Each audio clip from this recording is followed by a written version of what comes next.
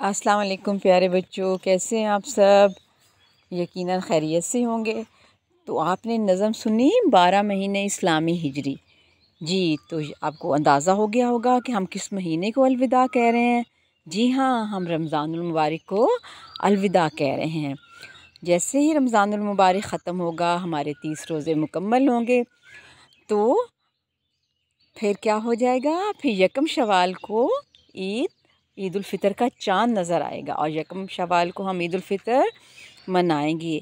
ईद उल फ़ितर अल्लाह ताला की तरफ से रोज़ेदारों के लिए इनाम है। ठीक है, ईद उल फ़ितर यानी ईद उल फ़ितर को हम छोटी ईद भी कहते हैं, मीठी ईद भी कहते हैं। और ईद उल फ़ितर पे हम सब बहुत खुश होते हैं। ठीक है, मुख्तलिफ़ काम करते हैं। लड़कियां मेहंदी लगाती हैं, चूड़ियां पहनती हैं, तैयार होती हैं।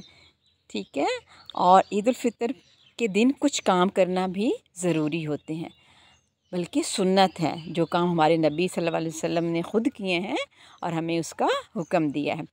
ईद के दिन सब सुबह गुस्ल करते हैं, खुशबू लगाते हैं, तैयार होते हैं, नया लिबास ज़ेब तन करते हैं। ठीक है, और तमाम मर्द ईद की नमाज़ पढ़ने जाते हैं और औरतें घर में मीठी मीठी चीज़ें बनाती हैं, मुख्तलिफ़ किस्म के खाने बनाती हैं। और ईद की नमाज से पहले कोई मीठी चीज़ खाना सुन्नत है।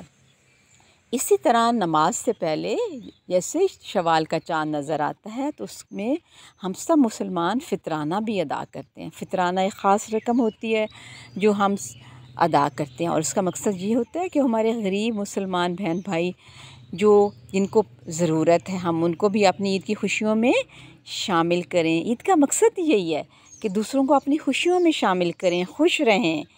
ठीक है, तो आइए हम एक छोटी सी, अब मैं आपको कहानी सुनाती हूँ। ये ज़ारा और अली की कहानी है। देखते हैं ज़ारा और अली अपनी ईद कैसे मनाते हैं। ठीक है जी, खुशी का दिन, इस कहानी का नाम है खुशी का दिन। ईद यकीनन खुशी का दिन है, आप सबको पता है ईद खुशी का दिन होता है। और आपने भी यकीनन ये सारी चीज़ें, मेहंदी, चूड़ियाँ वगैरह ली होंगी। अम्मी देखें कितना अच्छा रंग आया है। ज़ारा सुबह आँख खुलते ही अम्मी के पास भागती हुई गई और अपने मेहंदी लगे हाथ दिखाए। अम्मी ने उससे प्यार किया और ईद मुबारक कहा। ज़ारा और अली तैयार होने लगे। दोनों तैयार होकर आए तो बहुत प्यारे लग रहे थे। ज़ारा ने गुलाबी फ़्रॉक पहनी थी जिसमें सितारे लगे हुए थे, और अली ने कुर्ता शलवार पहना था। उसकी कोटी और टोपी पर शीशे लगे हुए थे। दादा जान और अबू भी तैयार थे। ताया जान और उनका बेटा फौजान भी आ गए थे।